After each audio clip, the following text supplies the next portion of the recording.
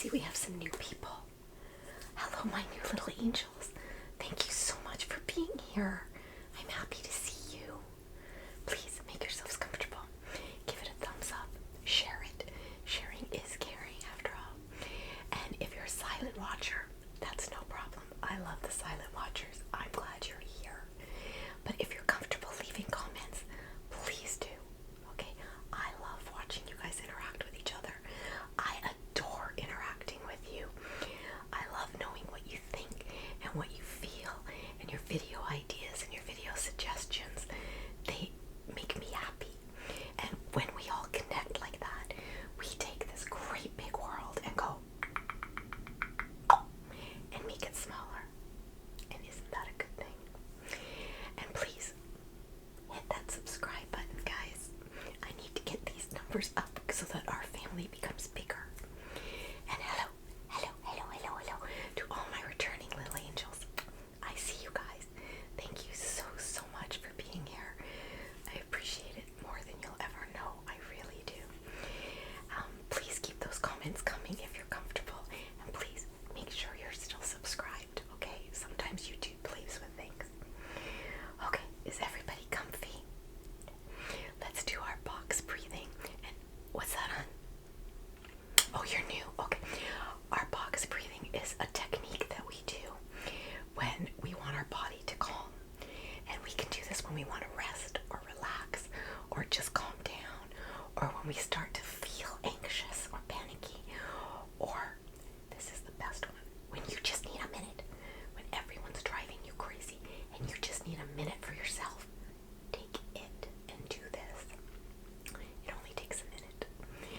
We're going to breathe in through our nose for a count of 4. That's right. We're going to gently hold it for a count of 4.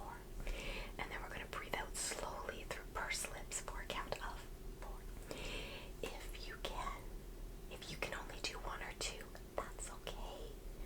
You do you, boo. Baby Angel hates when I say that. But I know how hard you're trying, and that's all you need to do, okay? So shall we do some together? Ready? In 1, 2, 3. Gently hold it. And out. Now the next one, we're going to gently hold. None of this. I see some of you doing that. Breathe in. Gently hold it. And out. Good job. Okay. Breathe in. Gently hold it. And out. Very good. You guys are doing great. Okay, so for those of you that don't know or haven't been here in a while, I always choose books like this. This is Chicken Soup for the Soul, Kindness Matters. 101 feel-good stories of compassion and paying it forward. Amy Newmark. I love these books. I'm just going to fix this screen just a wee bit, so there we go. What I love most about these books is there are no pictures, so you don't have to look at the screen. You can just drift off to me reading to you. And I like uplifting things. And I got these just on Amazon, and these are large print, because Annie Angel needs large print. Auntie Angel also needs, sorry, I didn't know what that was, her glasses, which are filthy, but that's okay. And for those of you that haven't been here, I never pick the story ahead of time, ever. I have faith. You can have your own faith. I don't push mine. But my faith tells me that I'm going to open this book and land on a story that one of you, maybe you, need to hear. Now, hopefully we can do 2 tonight. And sometimes it's what I need to hear. Okay? So I open this right to the beginning. And it's called Grace for the Moment. Now, it always starts with a quotation. And this one is by my hero. If you've been here a while, you understand. I adore Mr. Rogers. I think Mr. Rogers is a saint. I really do. And the saying is, imagine what our real neighbors would be like if each of us offered, as a matter of course, just one kind word to another person.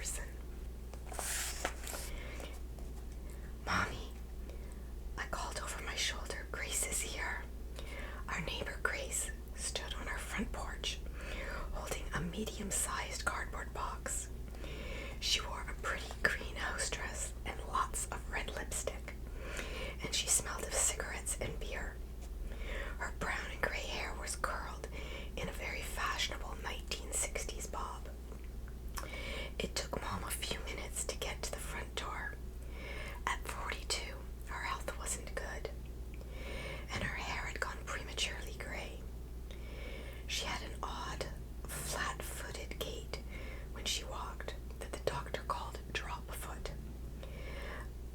It was an affliction she suffered when she was pregnant with my younger sister. She wore her only outfit, a sleeveless house dress, covered by a bib apron. She was a bit younger than Grace, but she looked decades older. On this particular day, her face was swollen and her eyes were puffy. Still, she smiled at our next-door neighbor. "Come in and have a cup of coffee." "Oh, I can't stay, Cassie," Grace answered in her raspy southern drawl. "I just thought you might be able to use some of this food. We get more at the giveaways than any of us can eat." I felt relieved that Grace couldn't stay. She was friendly enough, but she and her husband drank a lot. At least that's what my parents told me. And they were given to loud arguments late at night. Sometimes the police had to come and break up the fights. I was a little frightened of them. Our aunt and uncle, who lived in the other half of our house, warned us to stay away from Grace and her family. "You hear them fighting," my uncle would say. "You plug your ears. Kids shouldn't hear words like that." This from a man who could hold his own in any swearing contest. Grace placed the box on the yellow Formica kitchen table. Mom, who was not the sentimental type, got tears in her eyes. "Grace, we can't take this." Dad wandered in from the bedroom where he had been napping. He wore a dingy undershirt and trousers, and he needed a shave. He wasn't dealing very well with the layoff at the steel mill, and he spent most of his time sleeping or watching TV. I studied him carefully, afraid of his reaction to Grace's box of food. "We don't accept charity," he said. "Now, Jim," said Grace, "this is no time for your pride. You have 2 little girls and a sick wife to think of. This isn't charity.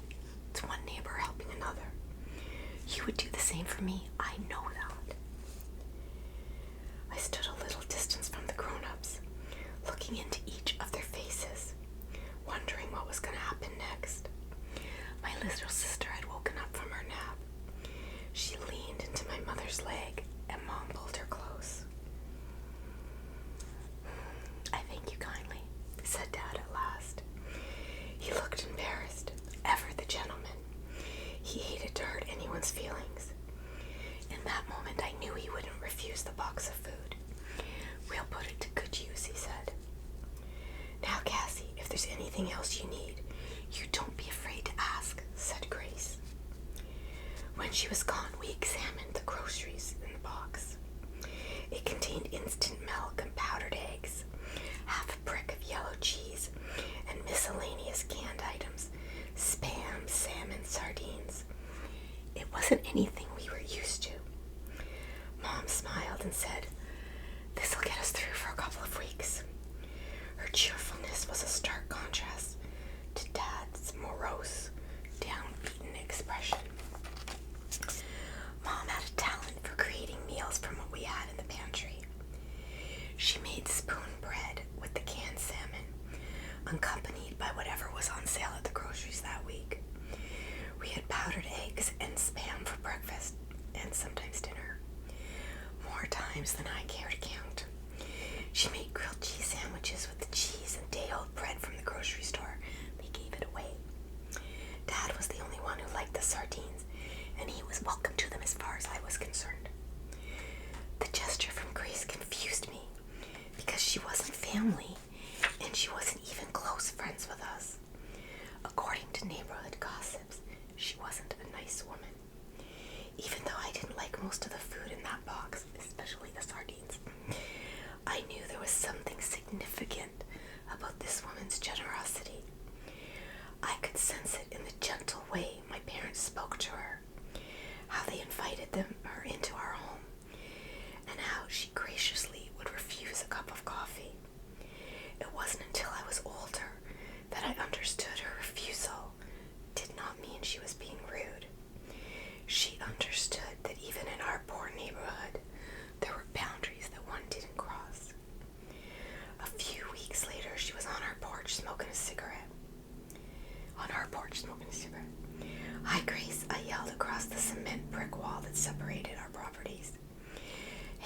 is your daddy back to work?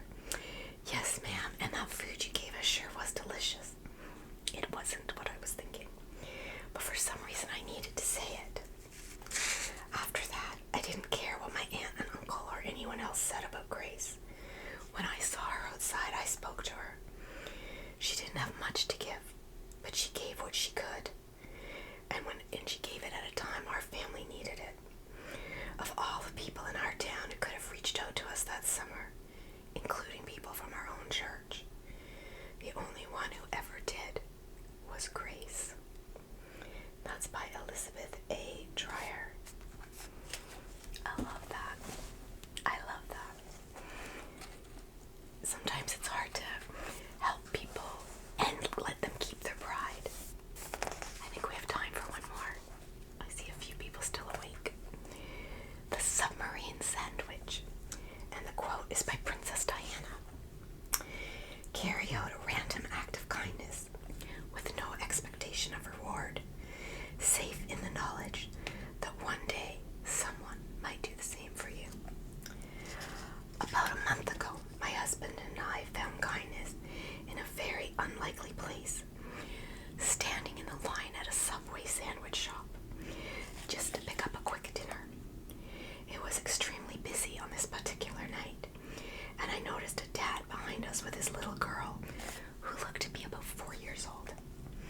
The man seemed as exhausted as my husband, but that little girl was so chirpy and excited as she waited for her sub and her cookie.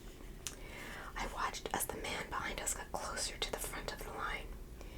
He started to look worried. Right before we checked out, I heard the man say to the woman who made the sub that he was sorry, but he didn't have enough money to pay for them all, and to just leave his out. He looked so embarrassed. The little girl continued jabbering and jumping around excitedly. I quietly asked the cashier to add the man's whole order to ours, and I paid $87.73. When we got out of there, before the man behind us could find out. Like many others since COVID-19 hit, our family of 5 was living on one income. I was holding our debit card, and I knew we only had $90 in our account. This was all we could have until payday, which was 3 days away. But still, it felt so good to be able to help that family, even though we'd be out of our money for 3 days. What happened next was amazing. My husband went back to the Subway the next week to pick up 5 subs that I thought would cost $44.58. There was $47 in our account. But it turned out the dinner cost more than we had on the card. My husband told them to put his sub back because he couldn't afford it. Then he paid for the 4 subs and headed to our van. As he opened the door, one of the workers ran out to catch him and handed him his sub. She ran into the building before he could ask any questions. With a grateful heart, he assumed the ladies had just given it to him, since they had already made it anyways. About 2 minutes later, he was getting ready to back out when he saw the same man and little girl from a week earlier. Now my husband knew what had happened. The 2 men nodded at one another and went on their way, making sure for the second time that they both left the store with dinner for their families. In a world where face masks and standing 6 feet apart and hand sanitizers had become our new normal, it is refreshing and soul-lifting when someone does something kind for you, even if it's a local Subway shop. Helping one another in kindness is pretty much all we have. Danielle Stauber. I love that. And I hope each and every one of you experience kindness. And more, I hope you get the